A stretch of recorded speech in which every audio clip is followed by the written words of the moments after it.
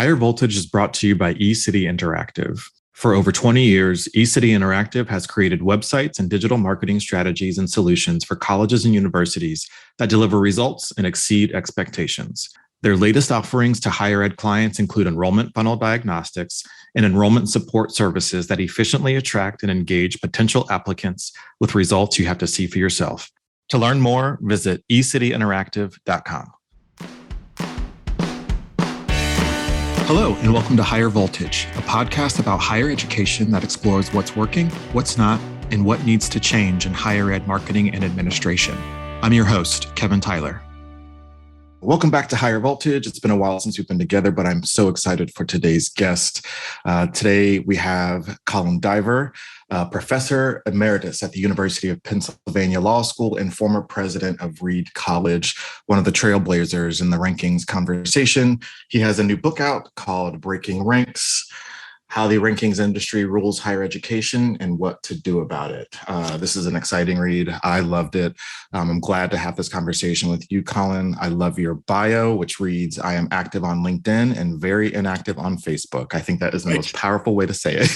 It's a great line. I'd love for folks to hear a little bit about your background outside of the items that I just rattled off about where you are now and where you've been, but just kind of what got you into this conversation around rankings before we dive into some of the more meaty parts of this conversation. Sure, Kevin, I'd be happy to.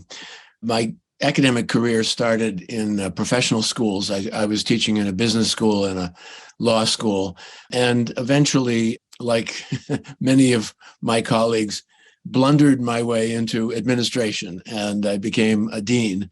And that was at the University of Pennsylvania Law School, as you mentioned. And during the time, the very first year, in fact, that I was dean at Penn, U.S. News and World Report started to rank law schools. Prior to that, of course, they had ranked colleges, but they decided they would expand their empire and get into ranking of professional schools. So they ranked law schools for essentially the rest of my 10 years as dean at the law school. And that kind of taught me to hate the rankings.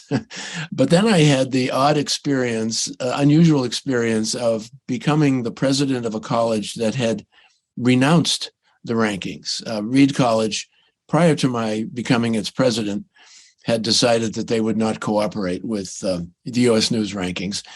And I, of course, had to decide whether to continue that policy, which I happily did. But I also had to decide how we could be honest and not boast about how we're doing in other rankings, because after all, there are a lot of different rankings, not just the U.S. News rankings. So pretty soon we had pulled out of virtually all the rankings, and we made a policy of not boasting about how we were doing in any of the rankings. I think this is exciting. Anyone who knows me knows that I am very vocal about my disdain about the rankings industry and my disdain and disappointment about their impact on higher education. Right. But seeing your book and really very quickly understanding some of the perspectives that you have on rankings were pretty exciting. I just want to read real quick one line that opens very early in the book. Page 49, a quote from Leon Botstein, who in a 2001 New York Times interview stated that the rankings system is the most successful journalistic scam I have seen in my entire adult lifetime, a catastrophic fraud, corrupt, intellectually bankrupt, and revolting. I am so curious, even now today, we hear some of the leading minds around higher education, thought leadership, administration, innovation, saying things like, "I know that the rankings are bad, but they are here to stay." And I'm curious from your perspective that even though we've seen so much evidence proving that all of the ways that rankings hurt higher education, why have they remained so potent in this industry? Well, I think the short answer is because prospective applicants to colleges and graduate schools take them seriously. And when applicants take rankings seriously, the colleges and universities are going to take them seriously as well, even if they don't like them. It's interesting that you quoted that comment, pithy, spicy comment by Leon Botstein. He made that comment over 20 years ago, and yet it wasn't until last month that he decided that his college, Bard College, would pull out of the rankings. So there's an example of somebody who was harshly critical of the rankings and yet continued to comply with them, continued to cooperate with them. And I think it's because he obviously felt, as most educators do, that applicants take them seriously. That begs the question that you might be poised to ask me, Kevin, which is, why do applicants take them seriously? And I think there are lots of reasons, but there are two main reasons. One is the promise of simplicity, simplification. Choosing a college or even a graduate school is a really complicated and very consequential decision. For 17, 18-year-old high schoolers, it's probably the biggest, most complicated decision they've made yet in their life. And they want somebody to help them simplify it. And along comes somebody like US News and says, don't worry, we will simplify it. We will take all of the many, many different criteria and factors that you would consider, and we will distill it into a single number for you. So that's one thing. And then the second thing is status. I think a lot of people, not by any means all, but a lot of people choose to go to college and even graduate school so as to enhance their social status. They want a credential. They want a pedigree.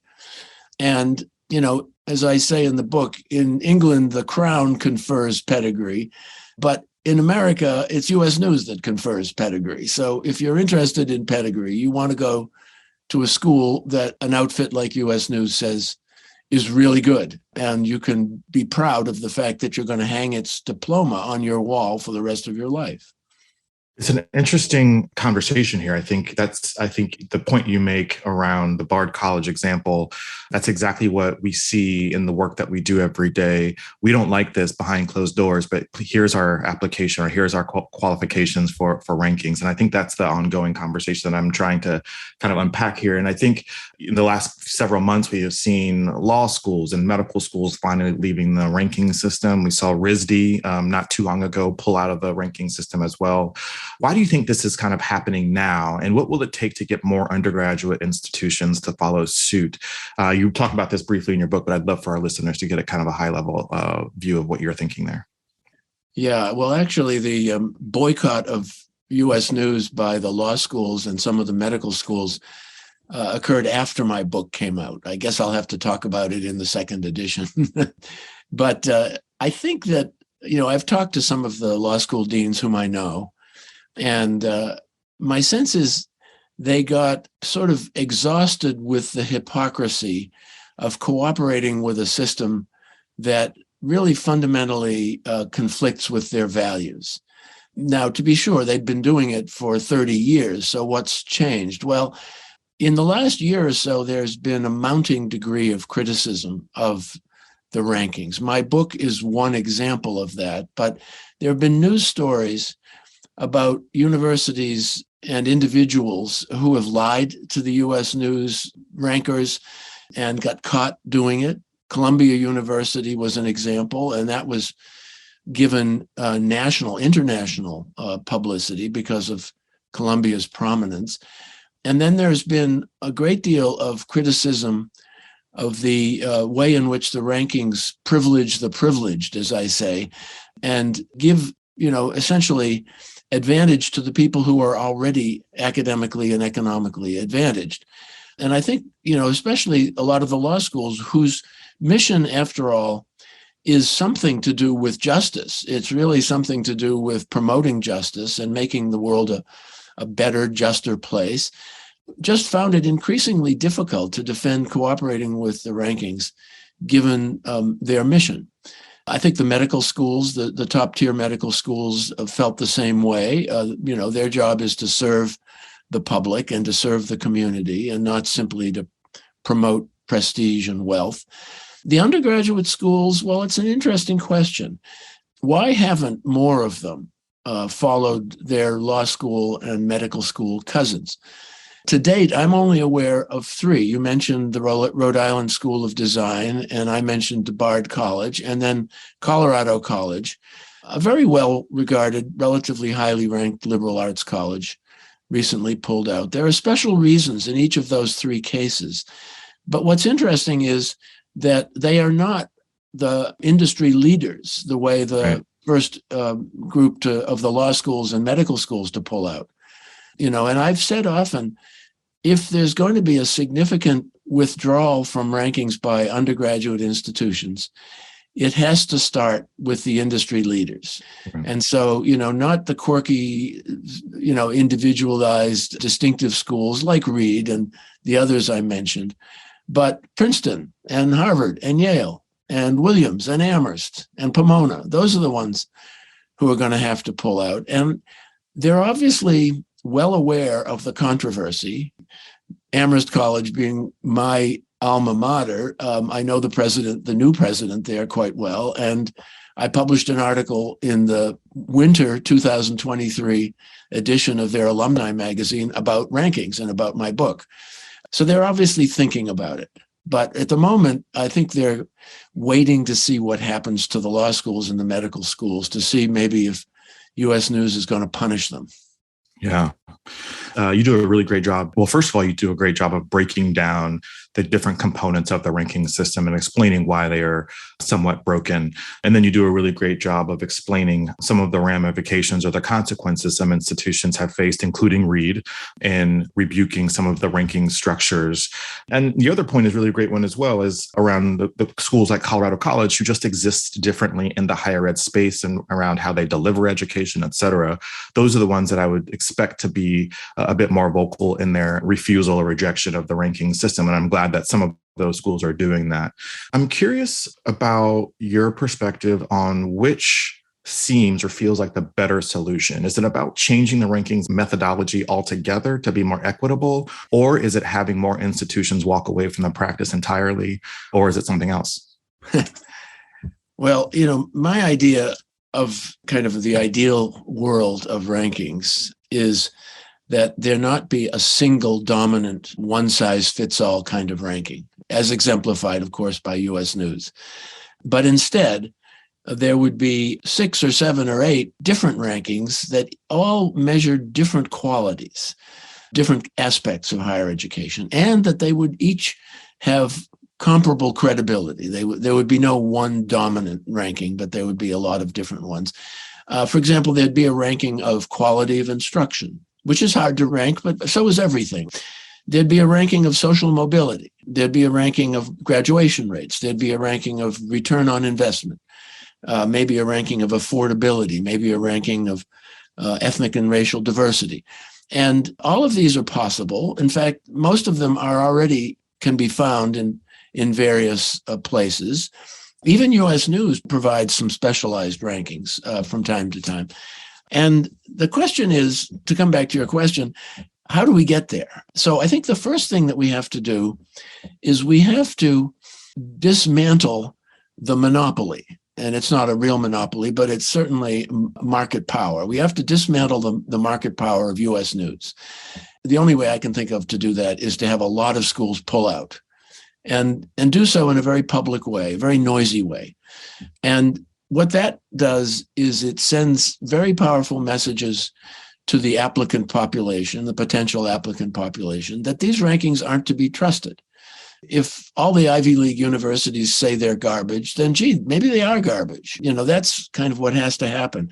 And then in place of this foolish, idiotic, one-size-fits-all, we can reduce the complexity of higher education to one number kind of ranking, would grow up, a respectable group of different kinds of rankings. And people, as they think about applying to college, would start not with the question, what is the best college, but start with the question, who am I and what do I need and what do I want from higher education?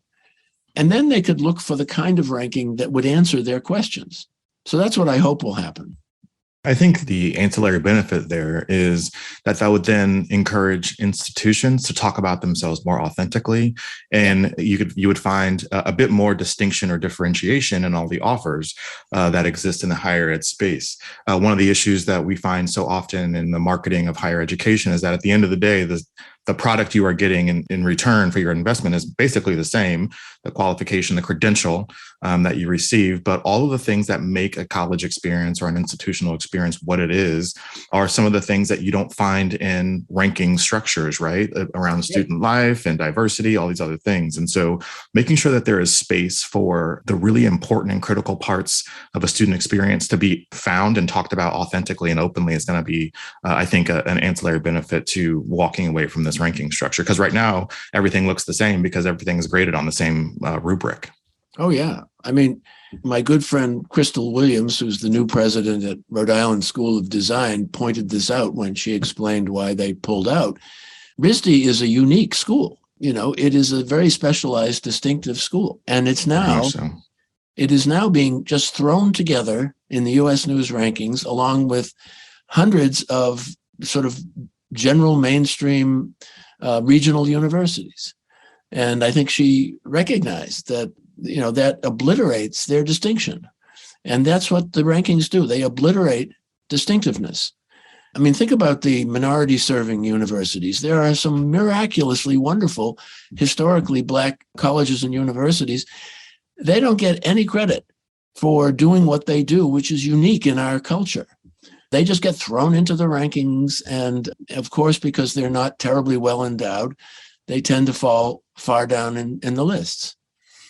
That's the next space I was actually going to move to. I think about all the schools doing really great work, who happen to be under-resourced and underfunded, who work real hard to get the outcomes that they're trying to get for their students and fall very low on the ranking system or ranking structure. And that has always been such a challenge for me to understand, especially when it comes to the endowment piece. I know many of people have heard the Malcolm Gladwell series on higher education and rankings, and there was a lot of great arguments made in those episodes around Dillard College, Dillard University, I'm sorry. And these are the kinds of things that I think about when young people or any learner is trying to make a decision on where to go to college, and you go to a list that essentially is lifting up the same institutions that were not made for people who didn't look like Europeans, for white people. Look like the founders of those universities, right? Exactly. Yeah. And so those are the kinds of conversations that I think are important to have. I'm glad we're having this one. I want to shift gears a little bit because obviously rankings is a proxy for assessing quality. And if we move away from this method of assessing quality, what then takes its place? And does it redefine what quality looks like in the higher ed space? Yeah, well, I think my previous answer speaks to that question as well. I think that quality in higher education cannot be unidimensional. It just has to be multidimensional, because different people need different things from higher education, and different schools offer different things. So, there are so-called access schools, which are primarily trying to reach out to underserved populations, whether they be underserved because of racial or ethnic discrimination or because of economic disadvantage or whatever. And so there needs to be a recognition of the work that they do. And that can only be done by a different kind of ranking. But it's not the only ranking. It's just one of many rankings that I think needs to be used. I would rather get away from ranking altogether and just list schools by various characteristics that they have. Perhaps the best example is the college scorecard, which is produced by the U.S. Department of Education and is published on their website and is free and easy to access. And everybody who says, I have to use U.S. News because it's one-stop shopping, my answer is no. The college scorecard is one-stop shopping, and it's every bit as good, and it doesn't have those beguiling, distracting numbers, the ranking numbers. It has plenty of numbers, and you can easily compare schools by whatever you're interested in. So if you're really interested in graduation rate, you can compare schools by graduation rate. If you're really interested in affordability, return on investment, they're very big on return on investment. And I understand people want to know, I'm going to spend a lot of money going to school for 4 years. Am I going to get a return on that investment or not? And, so those are options that I think measure quality. I mentioned academic quality, which is extremely hard. And being a lifelong academic, of course, I think that's the one and only primary purpose of higher education. Sure. And I'm always upset that the rankings basically ignore it or virtually ignore it. But there are some proxies. I think, for example, the percentage of courses that are taught by full-time faculty would be a proxy. Measures of the percentage of courses that are taught in small enrollment classes, but not just in the fall, because that just encourages colleges to shift, the big enrollment courses to the spring, but, Right. measure it across the entire academic year. And there are student surveys. I mean, they're not terribly reliable, but what they tell you something about what students do. I would like to see schools surveyed by the average number of hours that students study in a week. It turns out that number varies enormously from school to school. It also turns out, unfortunately, that number has declined everywhere in the last 50 years. But I think it's a measure of how seriously the academic program is taken. So there are things like that could be done to measure academic quality. And I would love to see somebody come along and say, we're going to do a pure academic quality ranking. None of this other stuff, nothing about the SAT student scores of entering students, nothing about institutional wealth, endowment, spending per student, blah, blah, blah. We're going to just try to measure academic quality the best we can. One of the things that I learned reading your book, among many other things, was the Consumer Reports model of ranking products. Yeah. And how if you're ranked in this magazine or reference, you're not able to market that. And I think about all of the ways in which institutions, and the work that I do, marketing institutions, put their stamp right on every homepage, landing page, piece of literature. We are ranked this. And your argument in that section of the book was about like the value of the ranking, or maybe the way that the ranking is communicated would shift if there was that kind of rule around higher education rankings. Can you speak a little bit more about that? Yeah, I mean, I would love to see the rankings that people pay attention to all be produced by not-for-profit or perhaps governmental bodies that do not take advertising, because the business model of U.S. News and most of the other rankings is to basically sell eyeballs to advertisers. That's what they're doing. And they want to attract eyeballs. The way you attract eyeballs is by having these magical numbers that tell you where a particular school belongs in a hierarchy. But they also accept advertising from many of the schools that they rank. Many of these rankings, if you look at their webpage, you'll see schools popping up that obviously don't deserve to be ranked where they are, but they're popping up where they do because they're advertising. They're paying for advertising.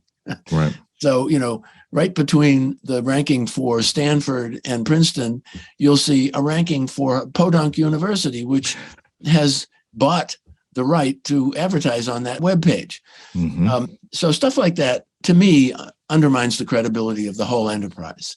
And the people who do the rankings should be professionals who know something about higher education, not a bunch of amateurs. U.S. News people call themselves journalists. They're not journalists. They are amateur rankings producers. That's what they are. And I'd like to see, professionals who are professional academics, professional educators, curating the data and presenting it. And that, I think, would give the rankings, however they're produced or presented, a lot more credibility. I love it. Colin Diver came with the smoke this morning. I love it. I love it. I only have two more questions for you. And one is around higher education administration. And in this book and in several other spaces, I hear and I've read about presidents behind closed doors saying, listen, I understand that this is messed up, but this is just something that we have to do. Is there something that presidents need to know or hear that will help them shift away from this ranking structure that we haven't talked about already in this conversation? Well, I wrote about this in an article in 2005 in the Atlantic Monthly, and I said, Reed College, which pulled out of the rankings in 1995, has not only survived, but it has thrived. And the reason is because it made the fact that it rejected the rankings part of its signature, part of its message to its audience. And it basically said, we are looking for people who take academic pursuits really seriously, who really care about research and investigation and the use of evidence. And those are the people who would recognize that rankings are bogus, they're phony. And therefore, the fact that we've rejected cooperating with the rankings would actually appeal to those people. So part of my message to schools that really do care about the academic integrity of their product and the intellectual rigor of their instruction is to make that part of your message. This is why we've pulled out. Likewise, if you really care about public service, whether it be social mobility on the way in the door or helping students prepare for lives of public service on the way out the door, reject the rankings and say to your public, we reject the rankings because they celebrate wealth and privilege and they undermine the credibility of public service. So that would be my advice to these presidents. And, I think they know this. In effect, they've heard this before. Right. But they're afraid. They're afraid that their constituency is so gullible and, so easily, distracted and misled by these rankings. And they're afraid, of course, also that U.S. News is going to dump them if they stop providing data to them, just the way it did initially dump Reed College. Right. And I understand that's a legitimate concern. They have to worry about their product, after all, and their brand. But they also, I think, should be thinking about what kind of a legacy they're going to leave after a lifetime in higher education. And what are they going to be proud of to tell their grandchildren or their great-grandchildren? And I don't think the fact that, we hated the rankings, but we knuckled under them because we thought that our constituency was too dumb to take them for what they're worth. I don't think that's something you're going to want to tell your grandchildren. Right. I think about, before we get to this last question, I think about, and this is a question I've asked other guests on this show, if ranking and prestige can exist in the same space as diversity, equity, and inclusion initiatives on college campuses. And I, for one, think that a ranking system is counterintuitive to diversity, equity, and inclusion initiatives on campuses, among many other consequences and impacts it can have on a higher ed experience. And I think presidents would do well with understanding the kind of ramifications of these rankings on their student experience in those kinds of other student life ways. Last question for you, either rankings aside or in the middle. I'm curious what your thoughts are on the future of higher education in America. I think about all the politicization that's happening, all of the challenges we have around trust and return on investment. What do you think this is going to look like in 5, 10, or 20 years or more, whichever? Well, it's very hard to predict the future in any domain. But I start from the proposition that institutions of higher education are engineered for stability, more so than the businesses in almost any other industry that I can think of. As we've seen, banks change a lot, and they sometimes get themselves into huge trouble as a result of that. And, high-tech firms, they buy other firms and they change dramatically. But higher education is, kind of designed to remain the same. So I guess what I would say is that the elite sector of higher education is going to look pretty much the way it does today in 5, 10, or 25 years, because they're engineered to do that.